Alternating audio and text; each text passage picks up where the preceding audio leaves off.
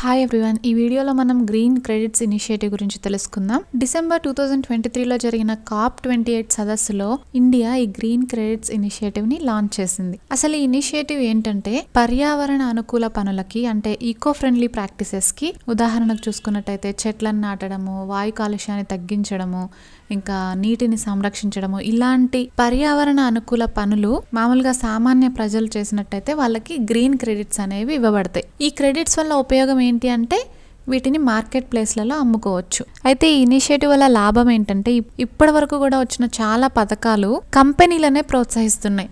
అంటే carbon emissions తగ్గించుకోమని, పర్యావరణ అనుకూల పద్ధతులే పాటించమని, అలా చేసినట్టయితే ఇన్సెంటివ్స్ వస్తాయని చెప్పేసి కంపెనీలని ప్రభుత్వాలు ప్రోత్సహిస్తూ వస్తున్నాయి. కానీ వాతావరణ మార్పులకి అంటే క్లైమేట్ చేంజ్కి వ్యతిరేకంగా మనం పోరాడాలి అని అంటే సామాన్య ప్రజల నుంచి మార్పు అనేది చాలా అవసరం. అందుకని ఈ గ్రీన్ క్రెడిట్స్ ఇనిషియేటివ్ వల్ల మామూలు ప్రజలందరూ కూడా, అందరూ కాకపోయినా చాలా మంది ప్రజలు పర్యావరణ అనుకూల పద్ధతులు పాటించే అవకాశం ఉంది. దీనివల్ల కార్బన్ ఎమిషన్స్ చాలా వరకు తగ్గినట్టయితే భూమి పరిస్థితి మెరుగయ్యే అవకాశం ఉంది. ఇది ఈ టాపిక్ గురించి. This is Aparna. Thank you for listening.